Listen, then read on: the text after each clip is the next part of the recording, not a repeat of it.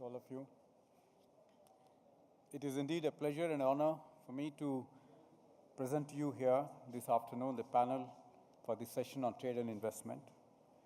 I have the honor to extend welcome to Honorable Minister Mr. C.R. Chowdhury, Minister of State for Commerce and Industry, His Excellency Mr. Chawan Dara, Secretary of State, Ministry of Commerce, Cambodia, Her Excellency Ms. Nora Kakilala Terado, Under Secretary, Department of Trade and Industry, Philippines, His Excellency Mr. Chok Kok Hung, Vice Minister of Industry and Trade, Vietnam, Mr. Vipin Sondi, Chairman, CII Trade Fairs Council and Managing Director and CEO, JCB India Limited, Mr. Sanjeev Chopra, Principal Secretary Industries, Government of Odisha. Ladies and gentlemen, I'd like to do a brief introductory remarks just to introduce the subject to you. I think as we open the session for the panel, it's important for us to recognize the fundamental difference between trade and investment. While trade issues are dealt at the border, the investment issues are much more deeply entrenched in an economy. Thus, investments have beyond the border consequences and impact the economy much more strongly. Notwithstanding the fundamental difference, it's also important to recognize the strong interlinkages that evolve between trade and investment in an economy. They influence each other quite significantly. Where there is trade potential, the investment generally take place, and this in turn enhances a country's trade potential.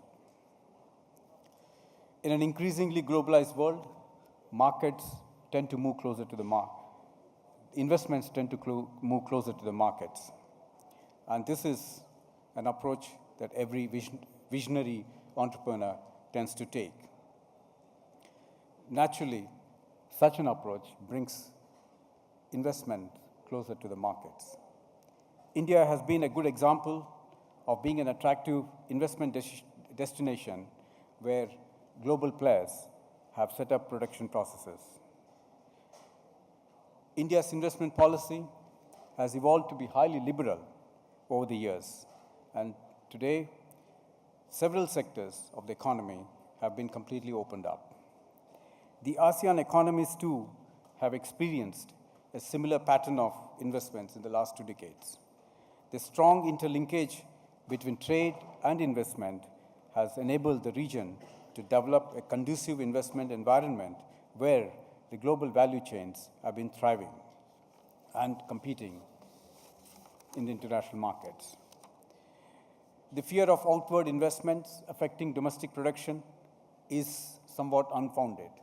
On the contrary, if domestic production processes get well entrenched into the global supply chain, value chains, it provides a greater impetus to domestic production.